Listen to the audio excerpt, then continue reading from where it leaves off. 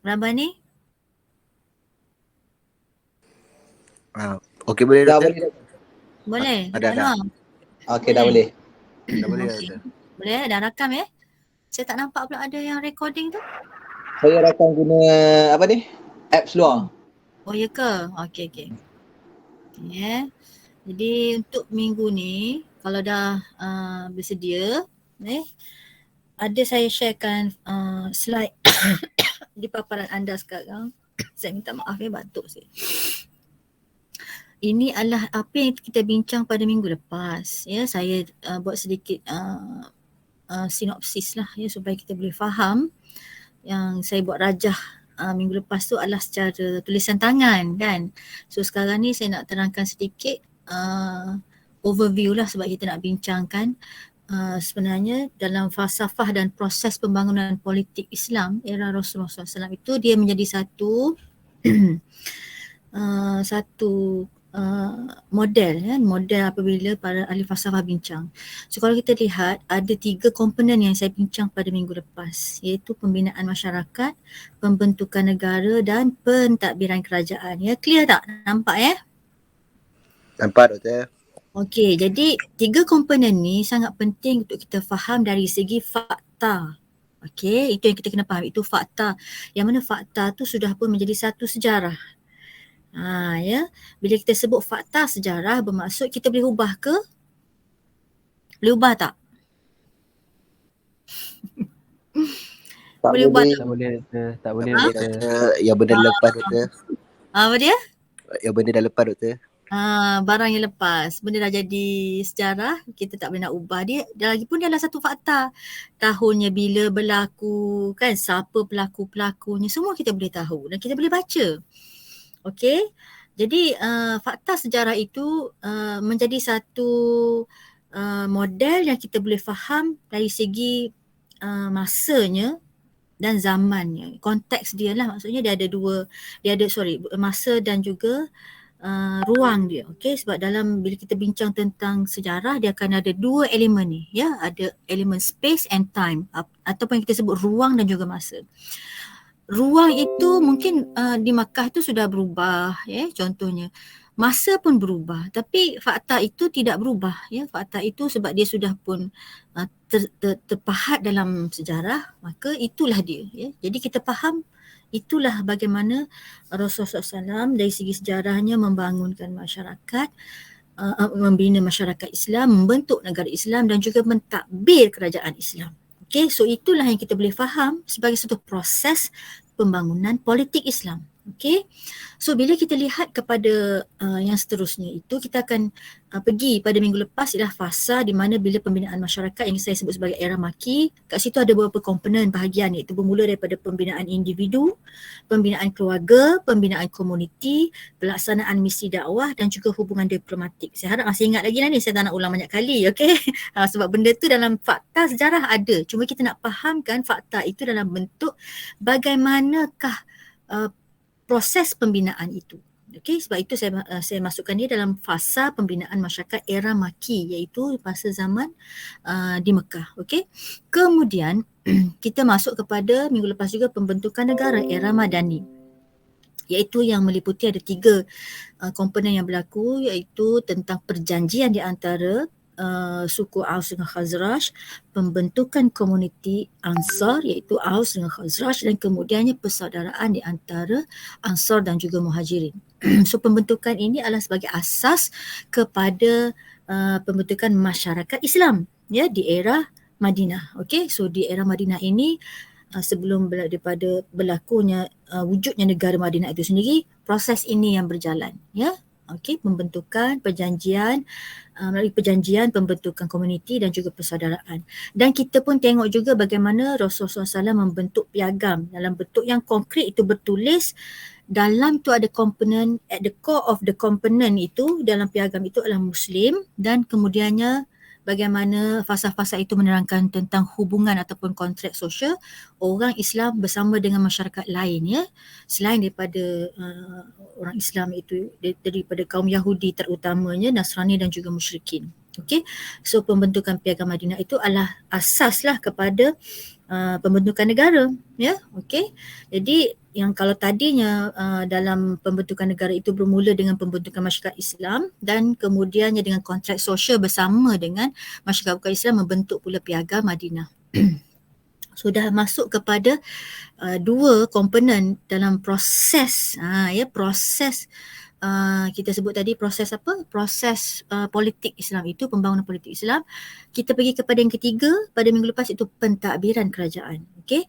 So dalam pentadbiran kerajaan ini kita bagikan kepada bagaimana Rasulullah SAW sebagai ketua negara itu pemimpin, kemudian wujudnya keanggotaan majlis mesyuarat yang terdiri pada para kibarus sahabah Rasulullah SAW dan kemudian konsultasi Rasulullah SAW dan para sahabat dengan ketua-ketua suku ataupun kabilah. Ini adalah dari segi pentadbiran kerajaan Rasulullah SAW. Dan fokus pentadbiran kita lihat juga minggu lepas, tak sempat masuk gambar, itu ada 3 komponen, iaitu undang-undang, ekonomi dan sosial ataupun masyarakat. So kat sini kita akan lihat undang-undang ini, iaitu Piagam Madinah itu sendiri kan. Ekonomi pula bagaimana untuk negara yang baru itu untuk membentuk kemakmuran masyarakatnya, rakyatnya. Kemudian dari segi sosial, maksudnya institusi-institusi yang baru dibangunkan untuk mengukuhkan masyarakat seperti masjid kan. Kalau macam ekonomi tadi ada institusi pasar dan sebagainya kan. Jadi aktiviti sosial dan ekonomi ini berfokuskan kepada kalau sosial di masjid iaitu kegiatan agama dan kegiatan masyarakat, dan kegiatan ataupun aktiviti ekonomi pula di pasar, iaitu dari segi perniagaannya, pertaniannya, pertukangannya. Okey. Baik. So itu yang minggu lepas secara overview. Sekarang ni kalau kita nak lihat, nak bawa kepada perbincangan pada hari ini, kita nak lihat bahawa daripada proses pembangunan politik Islam itu, kemudiannya para ilmuwan ahli falsafah Islam membangunkan falsafah, membangunkan pemikiran berkenaan dengan cara bagaimana Rasulullah SAW membangunkan politik Islam, hasil daripada model dan fakta tu. Model tersebut ialah kita ambil berdasarkan kepada fakta sejarah. So kita kena faham bahawa proses pemikiran itu bukan lagi hanya berinteraksi dengan fakta. Sebab itu kalau kita baca dalam buku-buku falsafah seperti Al-Farabi ke Ibn Sina ke dan sebagainya, mereka tidak lagi mengeluarkan fakta. Sebab proses fakta itu dikeluarkan sudah pun berlaku dalam kitab-kitab sejarah. Apa yang dilakukan oleh ahli-ahli falsafah ialah memahami proses pembangunan yang dibuat oleh baginda Rasulullah SAW, kemudian oleh para sahabat, dan seterusnya lah, pada para khalifah yang selepas itu, ialah bagaimana pemikiran di sebalik pembangunan politik Islam itu. So dia balik kepada 3 komponen yang kita bagi itu tadi, iaitu di mana adanya elemen pembinaan masyarakat, adanya elemen pembentukan negara, dan adanya elemen berkaitan dengan pentadbiran kerajaan. Jadi bukan semua ahli falsafah akan sentuh ketiga-tiga komponen ni. Kalau kita sebut contohnya Al-Farabi, dia hanya menyentuh komponen yang pertama dan yang kedua.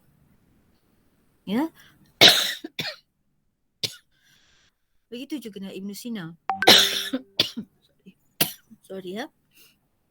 Boleh dengar lagi? Boleh Doktor. Boleh, saya minta maaf kalau agak bising sikit. Tak apa Doktor. Okay. So balik semula tadi, bukan semua ahli falsafah akan sentuh ketiga komponen ini. Bahkan mungkin ada yang hanya sentuh satu, mungkin ada yang hanya sentuh yang dua, ataupun mungkin ada yang sentuh satu dengan dua, ada yang sentuh 1, 2 dan 3, dan mungkin ada yang kembangkan pula, mengikut pada perkembangan zaman lah.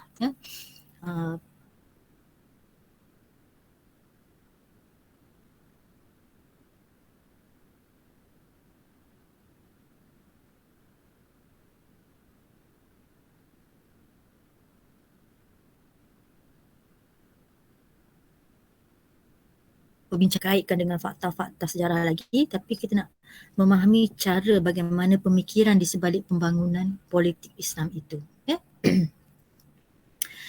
Okey, jadi kita pergi kepada Al-Farabi dan negara ideal. Yang ini pun kita dah sentuh semasa falsafah Islam dulu kalau masih ingat. Mungkin juga masa kamu belajar apa ni? Kajian teks Usuluddin Falsafah pun ada lagi sekali belajar teks apa ni Al-Madinah Al-Fadilah, belajar juga lagi. So saya tak nak ulang juga. Yang penting kita nak faham kat sini ialah dalam perbincangan Al-Farabi tentang negara yang ideal, iaitu yang menyentuh tentang komponen yang kita sebut tadi, masyarakat dan juga negara, ya. Dan negara sebagai satu yang sentral, ya, yang berada di sentral ni mana, di tengah-tengah perbincangan dia itu, dia ada dua komponen yang penting. Ya, bila bincang tentang negara bagi Al-Farabi itu pertama tentang kepimpinan ataupun pemimpinnya ataupun ketua negara, ya, dan juga pemimpin-pemimpin pemimpin-pemimpin lain lah, ya, di dalam masyarakat ataupun di dalam negara itu, ya. Dan komponen kedua ialah rakyat ataupun warga negara. So bila sebut sebuah negara, dia tak boleh pastilah menurut Al-Farabi mengandungi dua komponen yang penting ini. Mesti ada pemimpin dan mesti ada rakyat. Dan dalam tujuan bernegara itu, sama ada pemimpinnya ataupun rakyatnya bermatlamatkan untuk mencapai kebahagiaan ataupun saadah. So negara yang ideal itu adalah negara yang di mana pemimpin dan rakyatnya bergerak secara bersama untuk mencapai kebahagiaan. Dan kebahagiaan ini bukan hanya kebahagiaan di dunia, ya, dalam konteks kehidupan di dunia saja, tapi juga kebahagiaan di akhirat. Sebab itu, sekejap ya. Saya minta berhenti sekejap. Boleh Doktor, boleh Doktor. Boleh Doktor.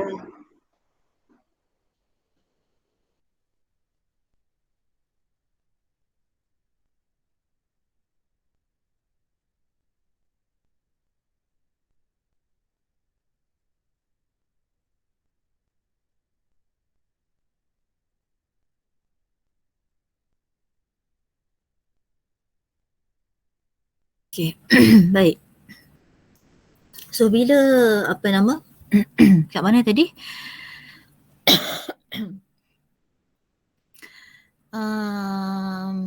Kat mana tadi ya?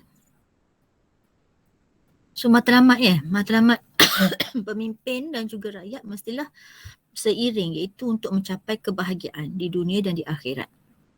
Ya, jadi sebab itu rakyat bertanggungjawab untuk melantik pemimpin, ya, ataupun memilih pemimpin yang baik, ya. So pemimpin yang baik itu kalau bagi Al-Farabi ialah yang mempunyai ciri-ciri seperti yang ada pada baginda Rasulullah SAW. Itu yang pertama ciri dia. Kalau tidak ada, barulah kepada ahli falsafah. Kenapa ahli falsafah? Kat sini bukan sebagai ahli falsafah yang terpisah daripada dunia politik, tapi seorang pemimpin yang bijaksana, ya, yang mampu berfikir. Ya. Jadi yang mampu berfikir ni bagi Al-Farabi ialah yang mempunyai keilmuan yang tinggi, ya, yang mampu memimpin rakyat dan juga masyarakatnya kepada satu kehidupan yang lebih baik, sebab hanya orang yang bijaksana dan berilmu saja yang tahu hala tuju bagaimana cara untuk mencapai kebahagiaan, ya. Kalau orang tu sendiri tidak tahu, tidak bijaksana, tidak tahu, tidak ada ilmu, ya, untuk mencapai kebahagiaan, bagaimana nak membawa masyarakat dan rakyatnya ataupun warga negaranya kepada kebahagiaan tersebut. Jadi rakyat sendiri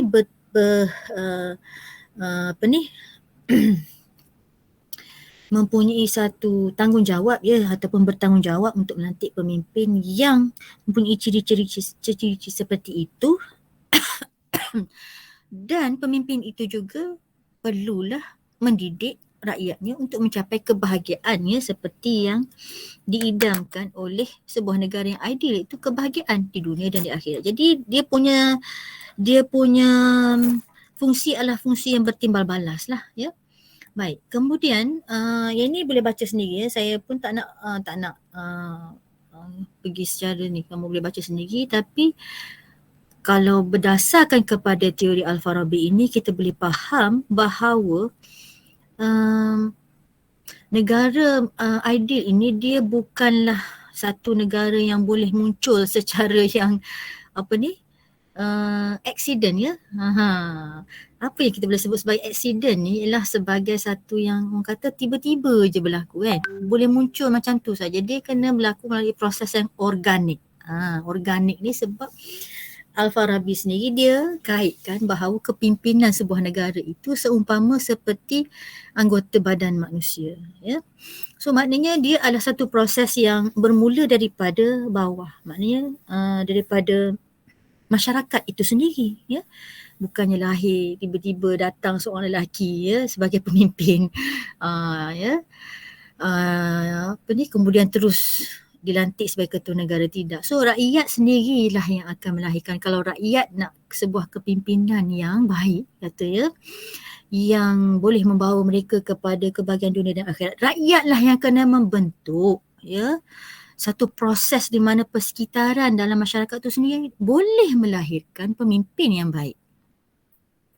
Macam anggota badan lah ya. Kalau anggota badan tu dia tak sihat, macam mana nak lahirkan macam mana keseluruhan kehidupan tu akan jadi baik ya, begitu. Jadi maksudnya rakyat sendirilah berperanan ya, berusaha untuk mewujudkan pemimpin yang baik tersebut ya, kalau kita boleh faham. Jadi sorry, kat mana dah ni kita? Oh, ini saya dah tersilap ni agaknya. Oh, tersilap ni. Kemudian barulah kita pergi kepada Ibn Sina. Ya. Selepas Al-Farabi, saya tak nak bincang lanjut Al-Farabi tadi. Konten Al-Farabi yang penting ialah tentang masyarakat ataupun negara yang ideal, yang lahir daripada proses yang organik dalam masyarakat itu sendiri, menyediakan persekitaran yang sesuai untuk membentuk sebuah negara yang adil di mana mereka hendaklah melantik pemimpin yang juga terdiri pada kalangan mereka ya, yang sudah pun mengalami proses pembinaan dan persekitaran yang baik itu ya. So Ibn Sina ni dia bersetuju dengan pandangan Al-Farabi. Okey. Poin yang penting daripada Ibn Sina ini ialah bukan sekadar warga negara dan rakyat, tetapi dia kata yang ini dia dah slide ni dah tersilap ya, dia jadi bercampur. Kalau mengikut Ibn Sina, warga negara setiap negara itu kan terdiri pada individu. Ya, tetapi untuk membentuk sebuah negara yang kuat, yang ideal, individu ini perlulah membentuk sebuah keluarga. Ya, barulah menjadi satu institusi yang kecil ya, yang akan menentukan sama ada negara itu menjadi negara yang baik ataupun tidak. So bagi Ibn Sina, keluarga adalah satu institusi yang sangat penting untuk membentuk sebuah negara ideal, sebab daripada keluarga lah akan membentuk masyarakat dan daripada masyarakat itulah akan menjadi sebuah negara. So kalau kita sebut individu saja, maka individu ini fungsinya mungkin terhad, tetapi apabila terbentuk sebuah keluarga akan wujud kepimpinan sekurang-kurangnya dalam sebuah keluarga tersebut, dan kepimpinan itu akan membawa kepada proses masyarakat juga membentuk kepimpinan yang lebih besar ya. Jadi first tugas kepimpinan itu berlaku dalam institusi keluarga. So daripada institusi keluarga itulah akan melebarkan lagi, meluaskan lagi fungsi kepimpinan dalam masyarakat, dan kemudiannya fungsi kepimpinan itu berlaku dalam negara. Jadi kalau mengikut Ibn Sina, proses pembentukan negara ini perlulah bermula daripada sebuah kehidupan keluarga yang baik. Kat situlah di mana nilai-nilai dalam sesebuah negara yang baik akan dapat dibentuk. Contoh, sikap saling sayang menyayangi, hormat menghormati, ya, tolong menolong, ya. Semuanya bermula daripada keluarga. Itu apabila anggota keluarga tu siapa, ibu, bapa, anak-anak belajar memegang tanggungjawab, melaksanakan tanggungjawab, berfungsi mengikut kemampuan dan keadaan masing-masing. So matlamat hidup keluarga itu misinya pasti akan dicapai bersama-sama. So itu yang akan membentuk pula kepada masyarakat yang punya misi yang sama ya. Sebab itu kalau daripada kita lihat pada Ibn Sina, maknanya secara realistiknya sebuah negara itu nak jadi sebuah negara yang baik mesti bermula daripada sebuah keluarga yang baik ya. So balik kepada pembentukan masyarakat yang paling asas. Ya, kalau kita balik semula kepada asas pembinaan masyarakat, so bagi Ibn Sina bila dia refer kepada persoalan pembinaan masyarakat, dia merujuk kepada pembinaan masyarakat dalam bentuk institusi keluarga.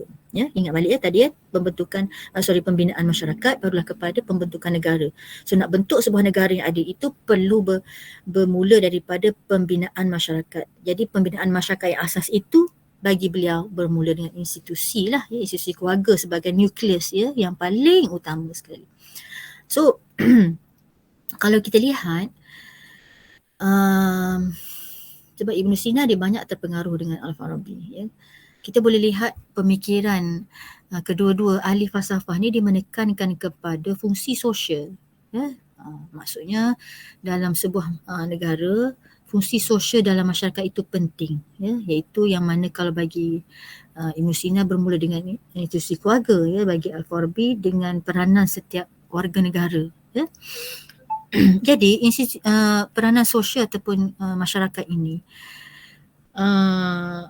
mereka cerap daripada bagaimana mereka melihat daripada model baginda Rasulullah SAW. Ya, maknanya proses pembentukan pembinaan masyarakat itu ialah dengan apabila Rasulullah SAW membina tadi masyarakat Muslim pertama sekali di Makkah. Ya, kemudiannya membina masyarakat Muslim, komuniti Muslim yang kecil tadi di Mekah tadi, kemudiannya dengan golongan Ansar, komuniti baru pula yang lebih besar. Ya. So pembentukan masyarakat itu jadi asas yang penting. Kita kait balik dengan negara kita sama.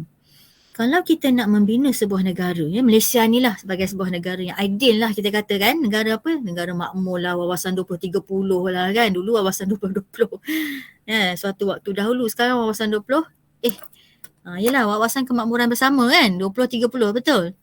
Ya? Betul, 2030. 2030. So dalam wawasan 2030 ni, elemen yang penting juga kalau kita nak bina sama, itu masyarakat. Kamu rasa yang wawasan 2020 tu dah terlaksana ke belum? Kalau kita nak sebut lah, kalau kata dalam pembinaan masyarakat ni, kita rasa apakah elemen pembinaan masyarakat tu dah selesai ke belum? Sebab kita nak cakap tentang wawasan 2030. Tapi nak cakap tentang wawasan 2030, kita nak kena tengok wawasan 2020 yang kita dah tinggal baru 2 tahun ni.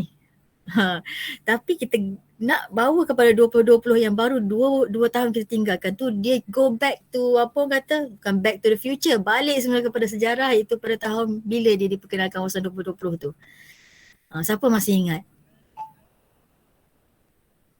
Ada siapa yang masih ingat lagi tak? Bila lah munculnya wawasan 2020 ni? Tahun 1991 tu. Ya, 1991. Masa tu kamu dah lahir belum? Belum. Zaman Dr. Mahathir. Oh, belum lahir lagi. La haula wala quwata illa billah. Jadi kamu ni generasi mana? Generasi zaman Tuan Mahathir lagi ke? Kami, saya kenal Perdana Menteri waktu tu Dr. Ahmad Badawi tu, Doktor. Datuk Abdullah Ahmad Badawi. Ya betul. Abdullah lah. Tapi Tun Mahathir dia sampai tahun 2000 kan? 2002 kan? Dia sampai 2003, Doktor. 2003. Jadi sempatlah kamu. Waktu tu kecil lagi, Doktor. So, kamu tahun bila? Tak kenal lagi. Saya waktu 2003 tu saya, kita orang umur 4 tahun, Doktor. Astaghfirullahalazim. So 2004 tu dah tukar Perdana Menteri, waktu 5 tahun. Kami muda lagi, Doktor. Nuar seorang je dah masuk jajah 1, Doktor. Oh ya ke? Betul, Doktor. Betul, Doktor. Anwar. Oh, umur kamu tak sama rupanya. Aduh, masa tahun 2003 tu saya baru je lulus master. Kamu baru lahir ya? Aduh, jauh juga umur saya dengan kamu ni. Baya-baya umur mak kamu lah agaknya ya saya ni. Okey, tak apa. Jadi yang pentingnya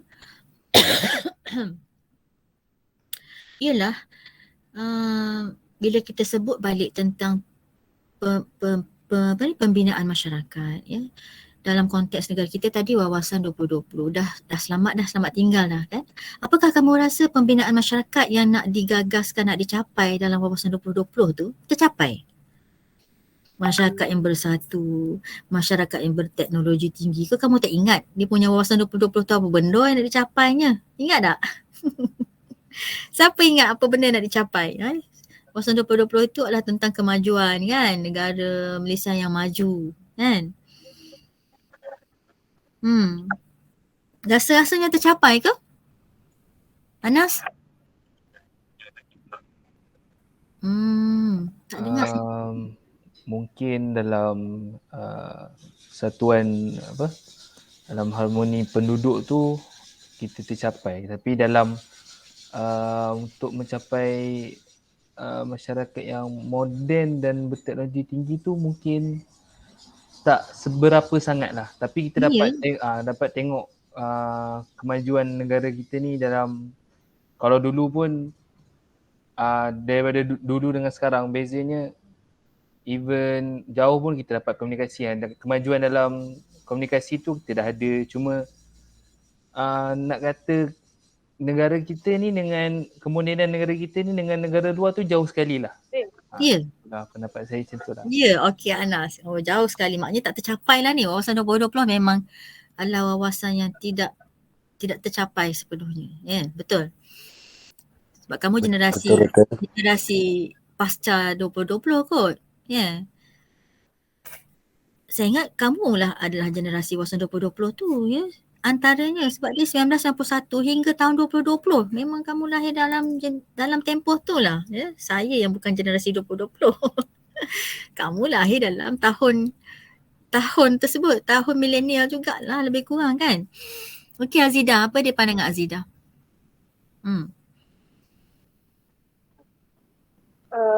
Kita tekan je tadi. Oh ya? Apalah. Saya tak tahu nak jawab macam ni sebab saya tak tahu waktu ditulis wawasan 2020 tu apa standard. Maksudnya teknologi tu macam mana. Macam sekarang kita dah ada teknologi. Cuma kalau dibandingkan dengan negara luar memang kita jauh ketinggalan. Tapi kalau macam maksudnya macam kita punya target teknologi dulu waktu dulu tu yang tu saya tak tahu. Kalau macam katakan kita ada target dia, barulah kita macam kita boleh nyatakan berjaya ke tidak wawasan ni. Sekarang kita tahu apa target teknologi tu apa. Maksudnya macam kita nak maju tu teknologi maju tu macam mana. Maksudnya ada kereta terbang tu lah. Kalau itu memang gagal dah kan. Okey, jadi kalau macam tu semasa baginda Rasulullah SAW, okey terima kasih Azidah. Semasa baginda Rasulullah SAW nak membina negara Madinah itu, dalam kita bayangkan wawasan baginda Rasulullah SAW sebenarnya apa? Macam kita sekarang sebab ada wawasan kan, tapi yang tertulis, tapi itu pun kita tak tahu kan. Wawasan 2020 tu tercapai ke tak, sebab kita tak tahu 1, 2, 3, 4, 5-nya berapa wawasan tu, berapa bahagian wawasan tu pun kita tak ingat. Jadi kita pun tak tahu dia tercapai ataupun tak. Tapi kalau kita faham Rasulullah SAW, misi dia, wawasan dia untuk dia membina negara Madinah tu sebenarnya apa?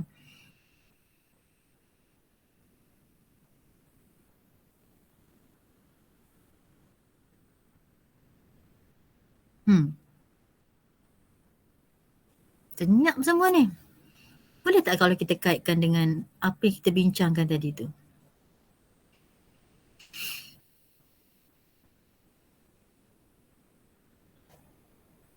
Senyap semua ke tak dengar saya bercakap ni?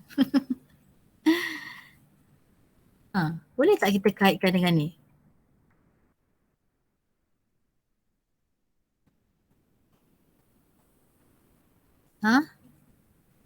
Mana suara ni masing-masing ni?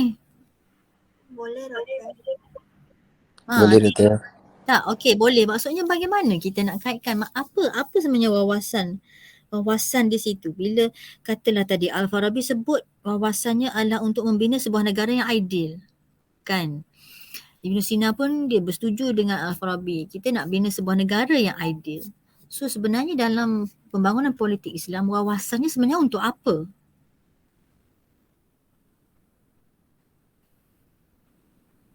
Untuk membina negara. Apakah matlamat Rasulullah SAW tu pada akhirnya nak membina negara? Kan?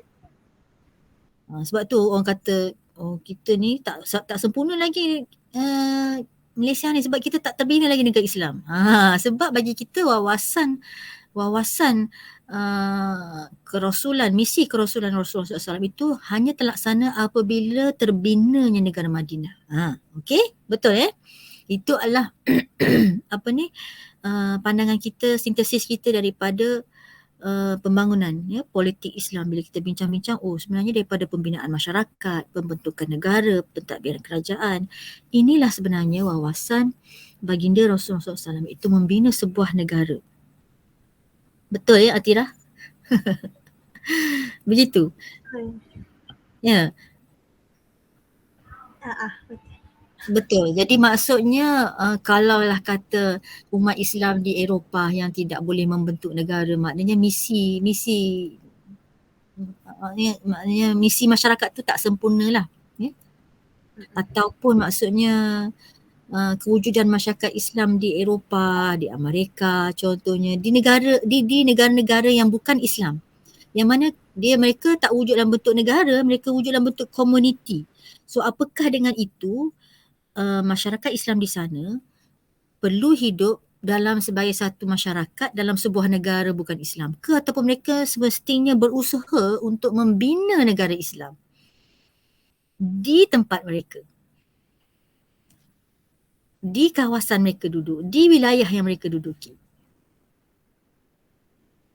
ataupun ini hanya misi kepada mereka yang sudah pun berada dalam sebuah negara yang majoriti rakyatnya Islam sahaja. Sebab dalam fakta sejarah Rasulullah SAW kita tahu kat mana yang kita nak katakan inilah misi akhir dia, iaitu membina negara. So maknanya bila tak terlaksana pembinaan negara, macam mana yang kita sebut bila tak terlaksananya khilafah Islamiah, maka setengah kumpulan Islam ni dia kata ini menyebabkan orang Islam ni tak lengkap lagi sebab hidup dalam sistem kafir kan. Hidup dalam sistem sistem demokrasi ni sistem kafir lah. Maka kita kena tolak sebab belum lengkap lagi. Misi sebenarnya ialah mesti membina khilafah. So itu satu persoalan yang besar sebenarnya bila kita membincangkan tentang pembangunan politik Islam. Kat mana yang kita nak letakkan bila kita bincang-bincang tadi, ahli falsafah bincangkan tentang negara ideal Ibn Sina, Al-Farabi kata kan, negara yang ideal. So negara ideal itulah negara Islam lah tadi yang kita sebut tadi. Tapi bila kita faham daripada misi Rasulullah SAW itu, hujung dia adalah pembentukan negara tetapi apakah bila tidak wujud negara, maka bermaksudnya pembangunan politik Islam itu tak sempurna. Faham tak maksud saya? Maknanya dia opposite. Misi Rasulullah SAW memang nak membina, ataupun wawasan dia memang nak membina, baginda Rasulullah SAW nak membina sebuah negara.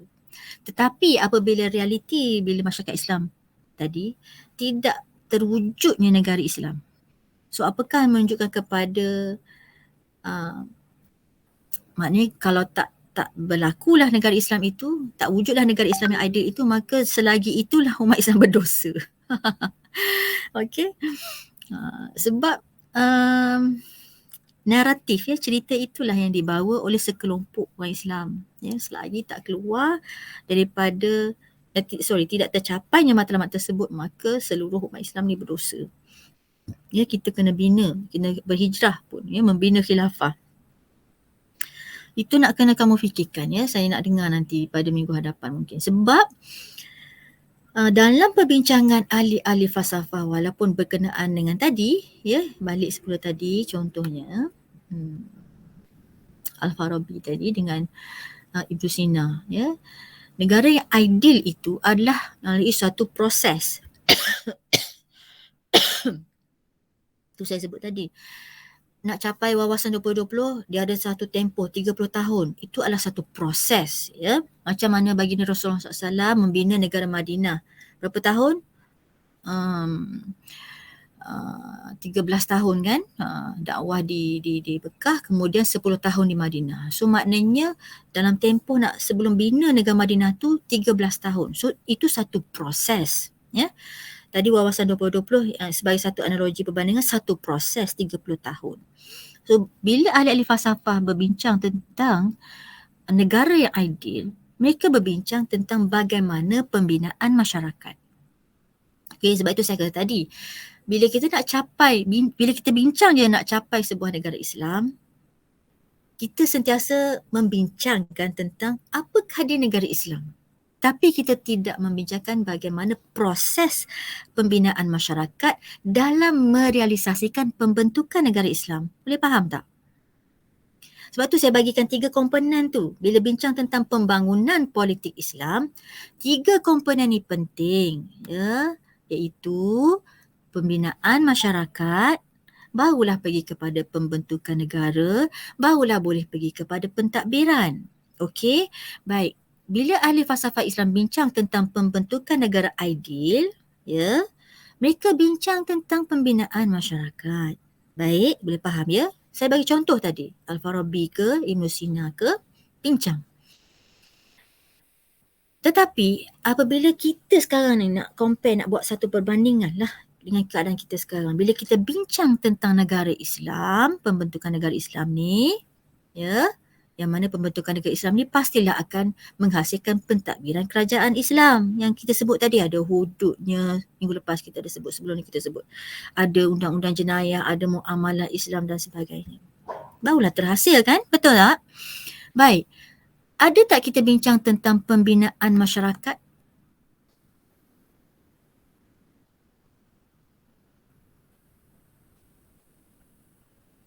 Ada siapa? Ada siapa nak bagi pandangan? Ada tak kita bincang tentang pembinaan masyarakat?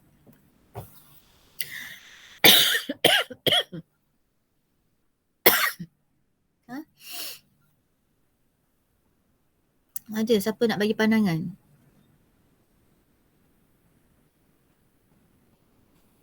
Senyap je semua ni, Khairul Anwar. Macam mana? Ada tak kita bincang tentang masyarakat? Pembinaan masyarakat?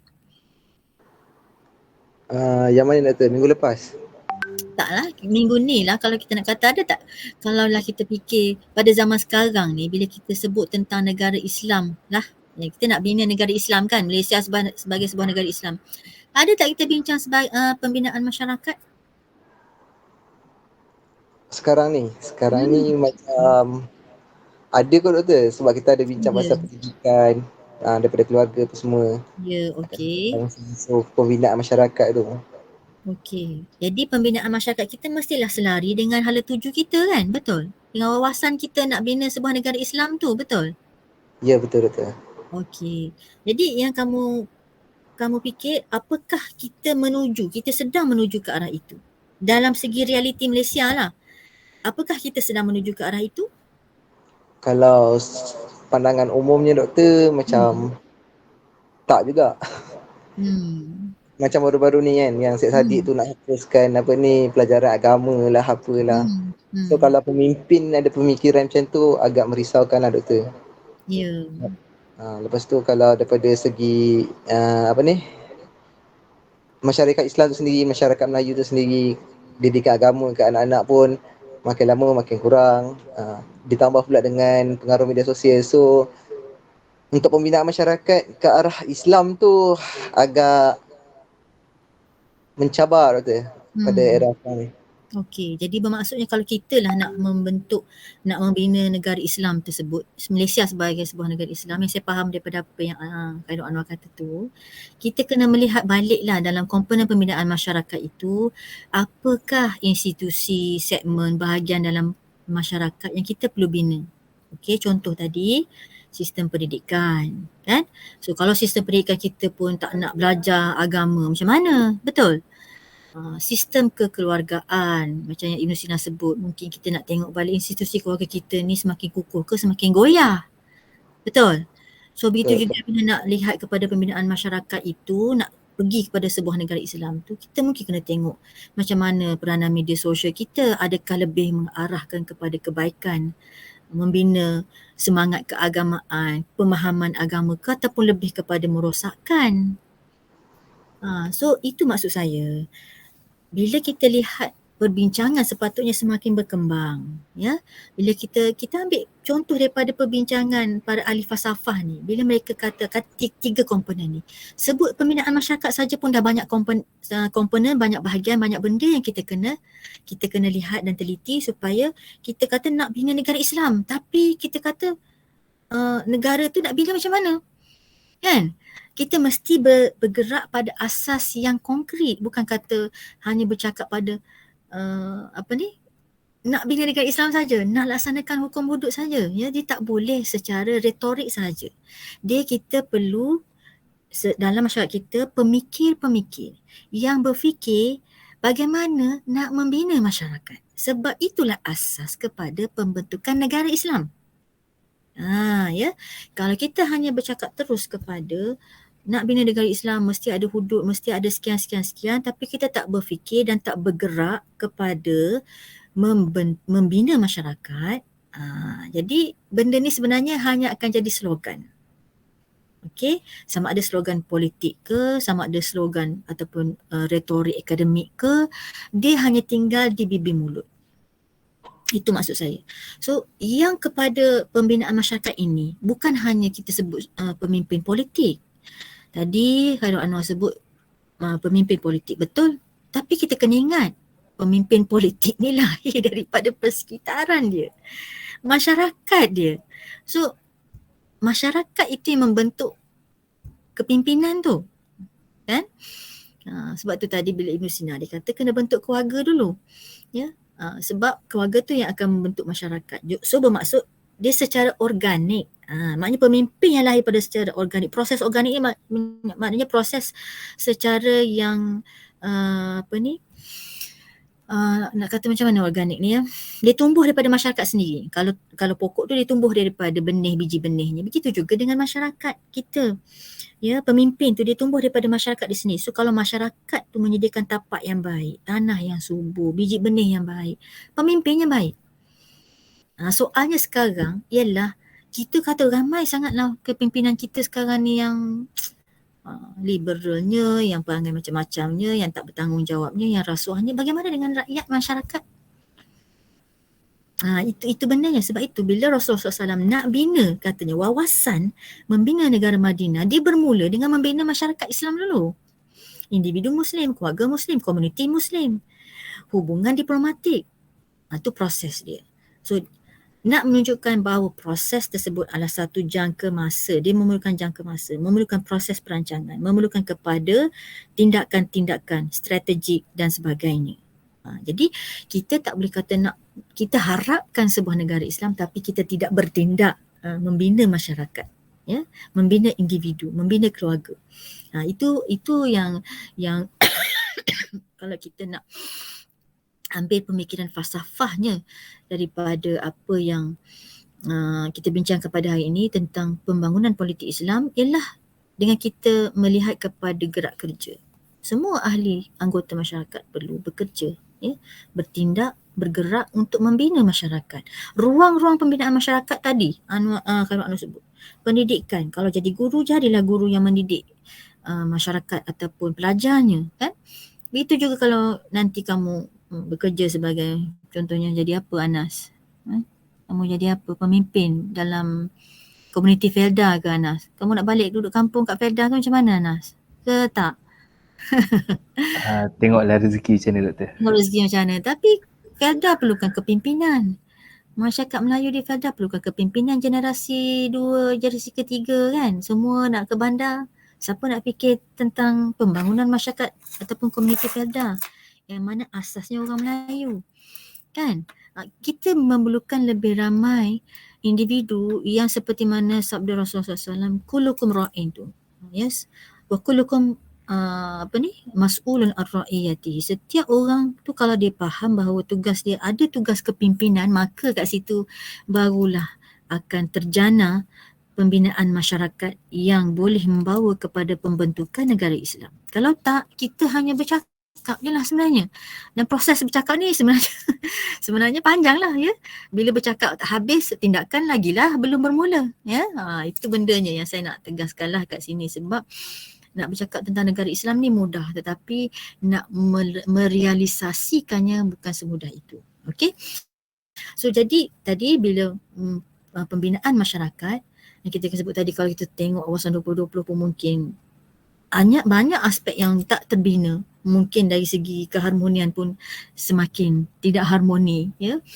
Jadi kita nak harapkan negara Malaysia ni idealnya macam mana? Realitinya memang dia akan mempengaruhi bila masyarakat ini kucak kacir ya. Kalau Al-Farabi sebut negara yang di mana masyarakatnya jahil, dia akan membawa kepada pemilihan kepimpinan yang jahil ya, yang jahil. Jahil ni tak semestinya dia tidak ada kelulusan akademik, dia mungkin ada PhD tapi dia jahil. Ya, orang yang jahil ni ialah orang yang bukan dia tidak ada kelulusan dalam konteks zaman sekarang, tapi mungkin dia tidak boleh berfikir secara bijaksana. Ya, jahil ataupun dia suka menggunakan pandangan sendiri tanpa mengambil kira pandangan orang lain. Jadi masalahnya ialah kita akan lihat pembentukan negara akan menjadi kucak-kacir. So kita mungkin menghadapi realiti yang disebutlah oleh Al-Farabi ya, negara yang penuh dengan kejahilan ya.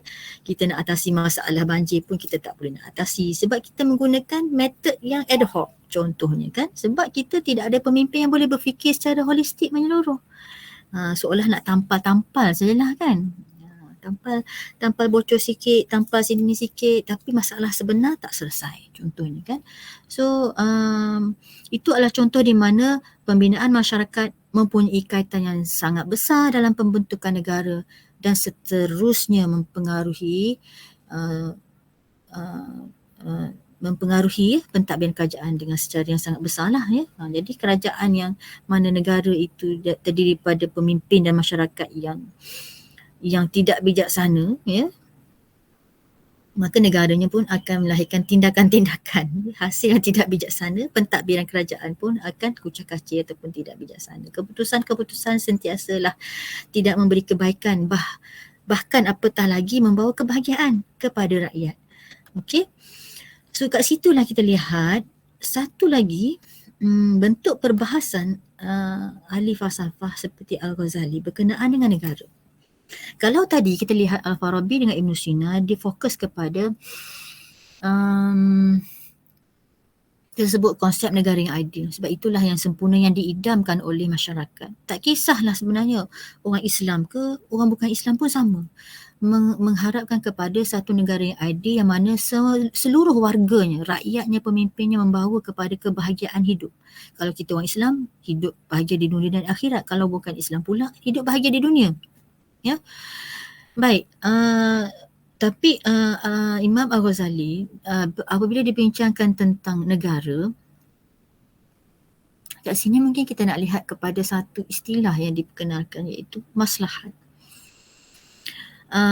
Ibn Sina dengan Al-Farabi tekankan kepada sa'adah ya, negara yang mana negara adil itu tunjang dia ialah untuk mencapai sa'adah, kebahagiaan.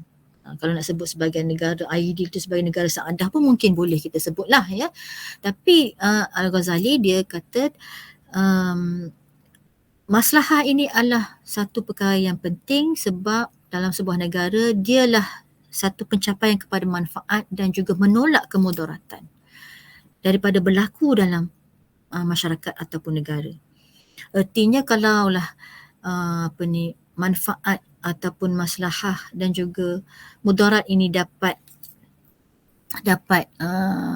dijadikan salah satu daripada polisi dasar negara, maka dapatlah rakyat itu mencapai kemaslahatan yang lebih besar, ya, kebaikan yang lebih besar.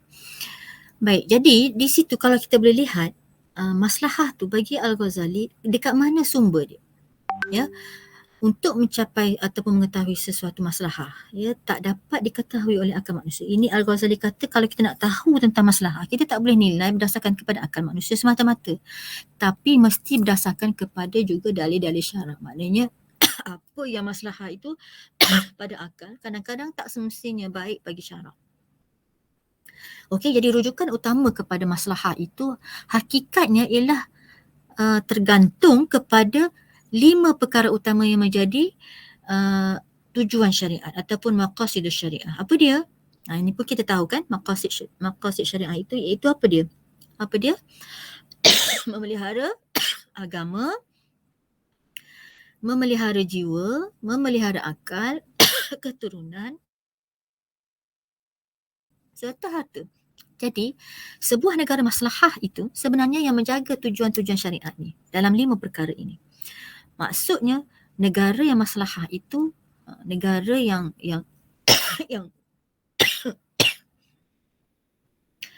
yang tercapai maslahah kebaikan dan tertolak kemudaratan itu ialah dengan memelihara, dengan negara itu memelihara ada 5 perkara yang perlu dipelihara, iaitu pertama, peliharalah agamanya.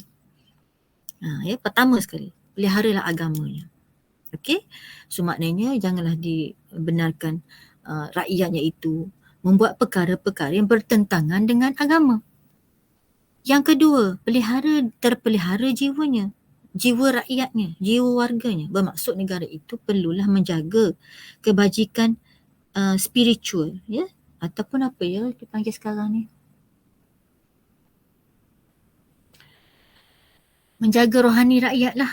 Ini tak tahu sama ada kerajaan kita ni menjaga rohani rakyat ke ataupun tidak. Ya. Kadang-kadang rohani ni orang kaitkan dengan mental sekarang ni, pesakit-pesakit mental dikaitkan dengan manifestasi kepada tidak terjaganya rohani dan jiwa rakyat. Itu saya tak pasti, ya. Mungkin kita boleh kaitkan.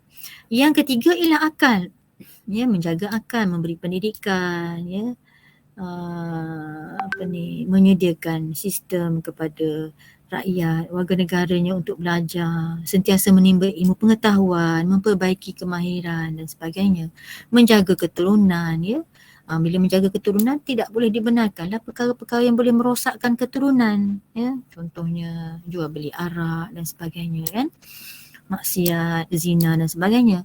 Harta, begitu juga menjaga harta. So poin penting kat sini kita faham ialah negara maslahah bagi Imam Al-Ghazali itu adalah negara yang paksi dia pertama adalah Tuhan, yang kedua adalah pemimpin, yang ketiganya rakyat.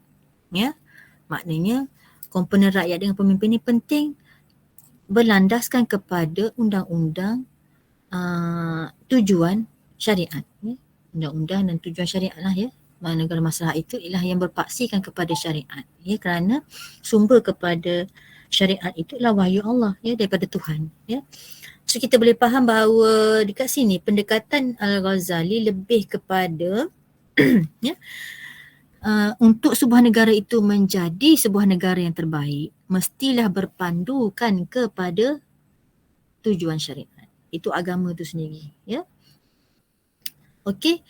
So kalau kita fahamlah secara umum tadi daripada tiga-tiga pandangan ahli falsafah itu tadi, kita boleh lihat bahawa politik ni pada pandangan ahli falsafah Islam, 3 orang ni sekurang-kurangnya, ialah satu siasah madaniyah. Ya, apa yang dimaksudkan sebagai siasah madaniyah tu? Iaitu satu usaha mentadbir urus individu, masyarakat dan negara secara yang tersusun, ya, madani. Sebab itu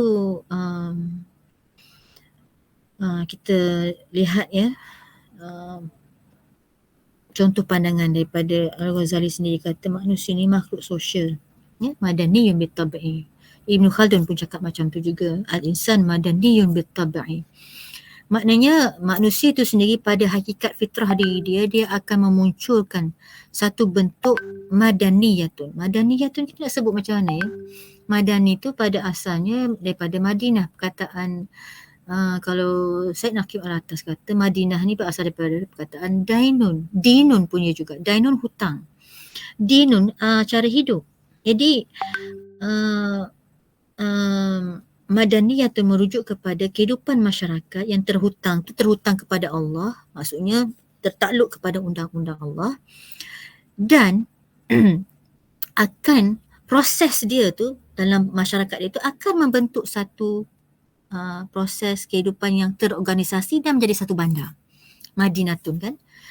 Dia jadi satu yang bergerak secara serentak. Ya. Jadi politik sebagai siasat madaniyah itu dia ada komponen individu, ada komponen masyarakat dan kemudiannya membentuk negara. Dan di dalam itu kalau individu membentuk sosio budaya. Ya, sebab individu itu melalui cara hidup dia membentuklah sosio budaya. Budaya orang Melayu ni macam mana? Jadi satu identiti kepada orang Melayu. Itu sebagai contoh. Orang Melayu makan dengan tangan contohnya kan. Apa lagi budaya orang Melayu? Buka kasut sebelum masuk rumah. Buka kasut sebelum masuk rumah. Apa lagi budaya orang Melayu? Makan bersila. Makan bersila. Lagi? Kamu makan bersila ke? Ke makan kat kedai mana bersila? Itu kat kampung lah kan. Macam mana? Dekat rumah doktor, kalau kat kedai bersila pelik pula. Pelik pula. Okey. Okey, lagi apa lagi? Sosio budaya. Daripada individu dan kemudiannya masyarakat tu dia membentuk sosio budaya. Sosio budaya dari segi apa? Dari segi pembinaan keluarga, kaedah berkahwinnya kan, menyusun kehidupan berkeluarganya, sistem kekeluargaan dia contohnya rapat sesama ahli keluarga orang Melayu ni kan. Dia bukan orang Melayu saja, orang timur lah. Kalau orang barat ni, orang barat selepas daripada mereka umur 18 tahun dia dah boleh buat macam-macam. Dia nak tinggal, dia kerja, dia tinggalkan mak ayah dia pun tak ada masalah. Jarang kita lihat orang barat ni dia hidup dalam keluarga yang besar. Ya. Dia biasa bila dia dah berkeluarga ataupun dia dah kerja, dia dah tinggalkan pun mak ayah dia. Ikut suka dia nak pergi mana lah. Tak semestinya dia akan balik. Apatah lagi setiap tahun nak balik raya tu, tak semestinya. Ya. So itu sosio budaya. Maknanya jelekit hubungan dalam keluarga, kekukuhan institusi keluarga contohnya ya. Kemudiannya institusi dalam komuniti masyarakat pula, di kampung, di taman, itu sebenarnya sosio budaya. Kenapa dalam masyarakat Melayu dulu-dulu kan buat majlis tahlil? Kerana ini sosio budaya dia.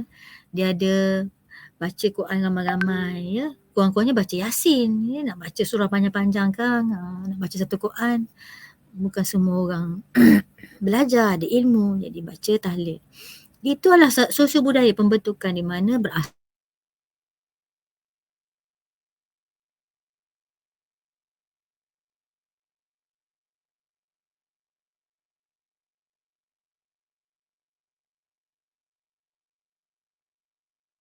adat semata-mata tu benda yang direka-reka, tapi hasil daripada proses dalam masyarakat. Itu kata sosio budaya itu tadi ya, membentuk budaya dalam satu masyarakat. Begitu juga dia ada politik sebagai siasat madaniyah ni, dia ada komponen ekonomi. Ini yang kadang-kadang kita lupa. Bila sebut politik Islam ni bukannya meminta bantuan. Minta derma. Ya, nak buat itu, nak buat ini. Politik Islam bukan dengan cara hanya minta derma. Ini satu mentaliti juga. Ataupun bila kita kata organisasi Islam je minta derma. Ini satu benda yang kita kena buang, sebab bila sebut politik sebagai siasat madani ya, dalam bentuk ekonomi, dia kena membangunkan ekonomi. Apa maksud membangunkan ekonomi? Membangunkan aktiviti ekonomi. Kena fikir apa aktiviti ekonomi selain pada menebang bala. Contoh ya, selain daripada mengeksport pekerja, bekerja di kilang-kilang di negeri-negeri yang memerlukan, contoh kena ada create punca sumber ekonomi. Jadi barulah kita kata politik ataupun politik sebagai siasat madaniyah ni membentuk satu kemajuan, kemakmuran, sebab dia boleh membangunkan kehidupan ekonomi masyarakat. Bila kehidupan ekonomi masyarakat bangun, terbentuk, terbina, barulah boleh dilaksanakan tadi tu, nak keluar zakatnya ya, bayar jizyahnya. Kalau tak ada kegiatan ekonomi, nak bayar zakat pun tak boleh kan. Tak ada penghasilan, tak ada pekerjaan, ya, betul tak? Rabani, ya, tak ada pekerjaan. Kamu nanti keluar nanti bergraduate, apa pekerjaan yang nak dibuat? Agak-agak apa plan kamu? Kalau macam saya doktor, saya belajar degree ni saya under beasiswa doktor. ada daripada satu company ni yang taja saya. So saya kena ikat kontak dengan diorang doktor. Okay, so adalah peluang pekerjaan. Alhamdulillah doktor, ada doktor. Alhamdulillah, insyaAllah. Okay Anas, nanti Anas kalau dah habis kerja, dah habis belajar, apa perancangannya? Ikut perancangan saya nak cuba masuk ke dalam sektor penyawat awam. Dan kalau tak dapat rezeki pun, saya akan cubalah mana-mana syarikat-syarikat swasta yang memerlukan khidmat saya, macam itulah doktor. Aminah macam mana Aminah? Ada ke Aminah ni?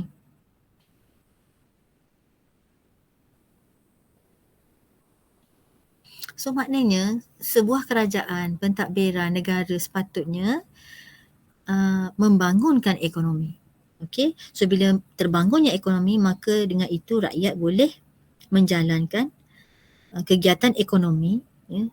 Kemudiannya ada pekerjaan yang boleh kita kata apa ya, membiayai kehidupan dia, ya, membiayai keluarga dia. Kemudian daripada hasil pembiayaan dia pada kehidupan dia dan keluarga dia pula, kemudiannya membantu dia menggerakkan pula ekonomi dalam masyarakat, menyumbang kepada ekonomi negara. Okay, so kalau tak ada sumber-sumber macam ni, tak ada kegiatan-kegiatan macam ni, tak ada pemikiran tentang pembangunan ekonomi, tak ada siasat madani, kita hanya berfikir secara itulah kan, macam mana nak membangunkan sebuah negara Islam yang makmur, tu jauh sekali, ya. Jadi kita perlukan kepada pembangunan ekonomi bukan semata-mata kepada hanya tadi budaya ataupun hanya pada undang-undang. So undang-undang pun penting, ekonomi pun penting, sosio budaya pun penting. Barulah politik ini lengkap, ya, membawa kepada yang disebut sebagai politik, yang membawa kepada politik sebagai siasah madaniyah. Politik sebagai satu alat untuk membangunkan masyarakat dan negara menjadi makmur, ya, madaniyah dalam bentuk terbinanya kemakmuran sebab tersusunnya kehidupan masyarakat, adanya pengkhususan kerajaan, adanya penjawat awam, adanya pekerja swasta, adanya pekerja di bahagian pertanian, adanya pekerjaan di bahagian peladangan, adanya pekerjaan di bahagian pendidikan. Semua ini adalah penyusunan. Bukan senang sebuah kerajaan nak menyusun, nak memikirkan tentang politik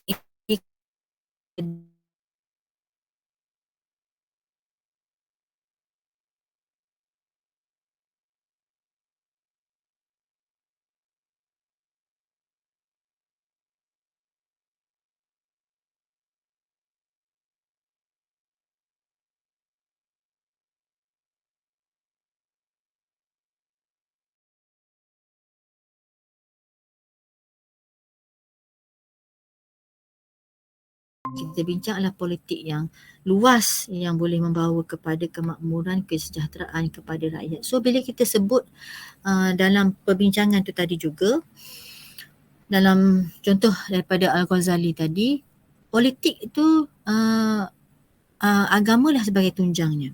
Ya, bila agama sebagai tunjang, itu yang disebut sebagai tadi tujuan dia mencapai kepada maqasidus syariah, ya, yang 5 itu. Agama itu akan membentuk cara berfikir, ya. Agama itu akan juga membentuk cara hidup individu, rakyat, masyarakat. Agama juga mempengaruhi dan membentuk cara bermasyarakat, cara bergaul, ya, cara berurusan, ya, dan akhir sekali cara berpolitik dan bernegara. Jadi kalau kata agama tu yang menjadi tunjang kepada politik, dia akan mempengaruhi sekurang-kurangnya 4 perkara tersebut, perkara yang kita bincang ni, ya. Kalaulah dia tak membentuk cara berfikir, macam mana nak melahirkan cara berpolitik? So keempat-empat ni dia mesti saling berkait. Kalau tidak terbentuk, kalau agama tu tak membentuk cara hidup, macam mana nak membentuk cara berpolitik dan bernegara? Ya. So cara berpolitik dan bernegara ini hasil daripada wujudnya cara berfikir, ya, agama yang melahirkan cara berfikir yang bersifat mengikut acuan agama. Agama jugalah yang membentuk cara hidup yang menjadi acuan kepada kehidupan masyarakat itu sendiri. Agama itu jugalah yang menyebabkan masyarakat itu bermuamalah, bermasyarakat dengan cara yang sesuai dengan kerangka agama. Kat situlah baru akhir sekali dia melahirkan ya, cara berpolitik dan bernegara yang mengikut acuan agama. Jadi prosesnya macam saya sebut tadi, dia juga adalah satu proses yang berperingkat-peringkat. Dia bukanlah satu proses terus kita nak wujudkan politik Islam, negara Islam tanpa kita melalui proses membentuk balik cara berfikir, membentuk semula cara hidup, membentuk semula cara bermasyarakat yang beracuankan agama dalam negara kita. Kalau tidak, kita hanya mengangankan sajalah ni politik Islam, negara Islam, hanya mengangankan saja. Sebab tang berfikir, tang cara hidup, tang cara bermasyarakat kita tak ubah. Ya, kita tak ubah maksudnya kita tak melakukan proses pendidikan dalam masyarakat. Kita tak melakukan proses tarbiyah, ya, mendidik, mentarbiyah, apa lagi mengubah, ya, membangunkan, membina supaya masyarakat berdasarkan kepada acuan agama. Jadi bukan mudah untuk menjadikan agama sebagai tunjang politik sebab ya, dalam konteks kita sekarang ni lah, kalau kita bincang dalam konteks pada zaman Rasulullah SAW, dia dah jadi sebati, ya, sebab bila Muslim itu sebati jiwa Muslimnya dengan akhlaknya, dengan akidahnya, dengan syariatnya, dah tak timbul dah masalah, ya, sebab dah terbentuk cara berfikir dia, dah terbentuk cara hidup dia, ya. Dah terbentuk cara bermasyarakat dia dengan apa yang dilandaskan oleh akidah, syariat dan juga akhlak Islam. Soal sekarang ni dalam realiti, kita bercakap tentang realiti, dia masih banyak kekurangan. So bermaksud apa yang kita bincangkan ini sebagai satu sebenarnya panduan untuk kita berfikir. Ya, bagaimanakah bila kita nak bincangkan tentang politik Islam, kita perlu melalui proses-proses ini. Bukan sekadar kita gagaskan sahaja sebuah negara Islam tanpa kita berfikir tentang bagaimana cara. Bagaimana proses? Apakah falsafah di sebaliknya? Apakah pembentukannya? Bagaimana kita nak bermula? Kat mana dulu kita nak sentuh? Ya, kalau bagi pandangan saya, nak kena sentuh pada pembinaan masyarakat dahulu sebelum kita pergi kepada pembentukan negara. Kalau kita kata negara kita belum masih lagi betul-betul Islamik lah, ya, kalau kita kata dah Islam, dari segi perlembagaannya, dari segi apanya, tak ada masalah lah. Tapi kalau kita kata ada banyak lagi ruang untuk kita perbaiki, maka kita akan perlu bergerak pada permulaan proses tersebut, itu pembinaan masyarakat. Okey. So baik, kita kemudian yang kita boleh simpulkan lah, ya, di sini. Saya ingat kita pun dah pergi kepada yang akhir juga, bahawa agama itu apabila dia membentuk cara berfikir, ya, acuan agama, dia membentuk cara berfikir individu, masyarakat, rakyat, pemimpin, dia akan melahirkan pemikiran-pemikiran dalam masyarakat yang bersumberkan kepada agama. Bukan dibincang tentang banyak hukum, tak semestinya itu saja yang kita katakan sumber agama. Ya, kadang-kadang kita fikir ini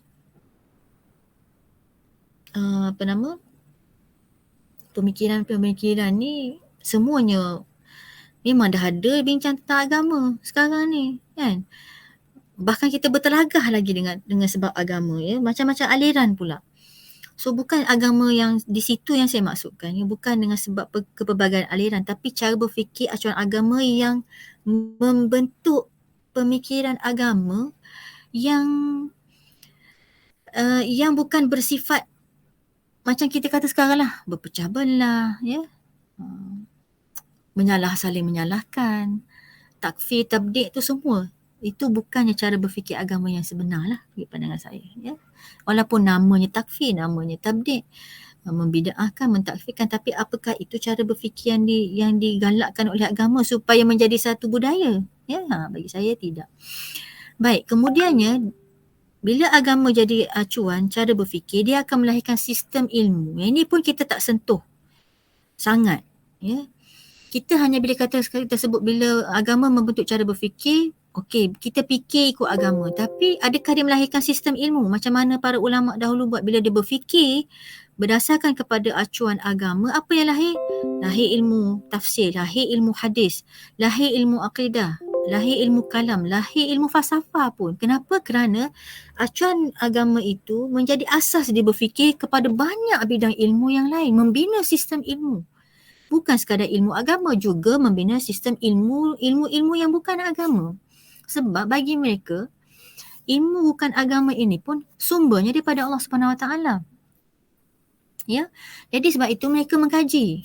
Sebab apa mereka mengkaji falsafah Greek? Walaupun orang kata, oh falsafah Greek ni ilmu asing, tapi kenapa ahli falsafah kita kaji? Sebab walaupun bukan sumber ilmu agama, bagi mereka sumbernya tetap daripada Allah Subhanahu Wa Taala, ya. Tentang astronomi, fizik dan sebagainya. Kalau tak belajar, macam mana kita nak mengislamkan pandangan-pandangan yang wujud yang bertentangan, yang wujud tu yang bertentangan dengan agama. Sebab itu mereka mensistemkan balik ilmu-ilmu yang lama, yang asing, masuk dalam sistem ilmu yang dibina atas kerangka berfikir berdasarkan kepada Islam. Ini yang lahir. Itu sebab kita dah masuk satu proses baru ni sebenarnya. Apabila agama menjadi pula acuan ataupun cara hidup, ya, cara bermasyarakat. Bila cara hidup dia jadi satu budaya. Bila cara bermasyarakat dia membentuk undang-undang, peraturan adat, ya. Bila cara berpolitik pun sama, membentuk sistem bernegara, ya. Semua ini, yang ni kita akan pergi pada minggu hadapan, iaitu apa yang disebut oleh Ibn Khaldun, dia bukan sekadar membentuk sebuah negara. Ya. Titik tolak kita bincang tadi adalah tentang pembinaan masyarakat, ya. Bila dalam kita bincang pembangunan politik Islam, kita bincang tentang pembinaan masyarakat, pembentukan negara dan pentadbiran kerajaan. Tetapi selepas daripada mengalami semua ini, sebenarnya adalah kita umat Islam pada zaman dahulu lah, pada zaman sekarang ni kita kena tanya balik. Sebenarnya mereka bukan sekadar membina negara, tapi mereka membina tamadun. Okay, yang itu yang kita akan masuk dalam pemikiran Ibn Khaldun. So, negara adalah sebagai satu asas. Ya, itu satu stage, satu peringkat. Tapi sebenarnya yang dibina oleh acuan agama Islam ini adalah sebenarnya tamadun. Justru wawasan Nabi Muhammad SAW itu bukan sekadar wawasan membina negara Islam, tetapi membina tamadun Islam. Boleh faham? Jadi kita nak kena luaskan peranan dan juga apa yang dimaksudkan dengan politik, ya. Bila sebut tentang pembangunan politik Islam itu, rupanya pembangunan politik Islam itu bukan hanya membentuk sebuah negara, tetapi bahkan lebih besar daripada itu sebenarnya membina tamadun Islam. So komponen tamadun itu menjadi lebih besar dan lebih luas. Dia bukan semestinya hanya terbentuk daripada kumpulan negara-negara Islam. Bahkan dia terbina dan terbentuk daripada komuniti masyarakat Islam yang mungkin di luar daripada sistem bernegara.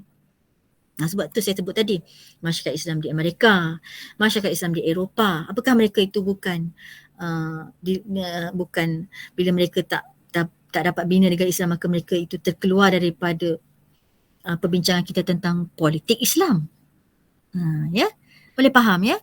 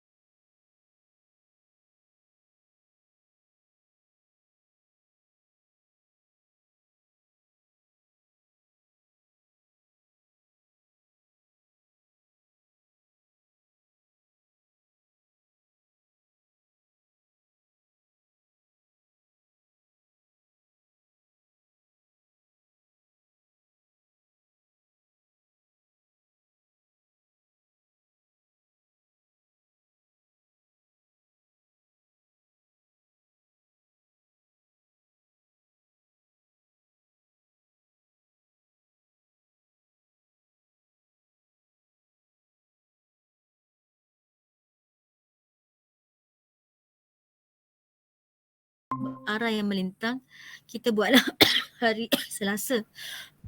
Kalau tidak, kita kekalkan pada hari Jumaat ni boleh ke? Kalau tidak, itu je saya nak tanya. Boleh doktor. Boleh ya. Kalau ada apa-apa ni, saya mungkin nak habiskan kalau dapat habiskan mungkin dalam 2 kali lagi. Kalau tidak pun mungkin saya terpaksa buat sintesis gitu je lah ya. Sebelum kita tamatkan kuliah kita pada semester ni. Sebab you all akan exam bermula 7 hari bulan ni 7 hari bulan Ya doktor. Okay. So insyaAllah kita akan habiskan juga sebelum tu.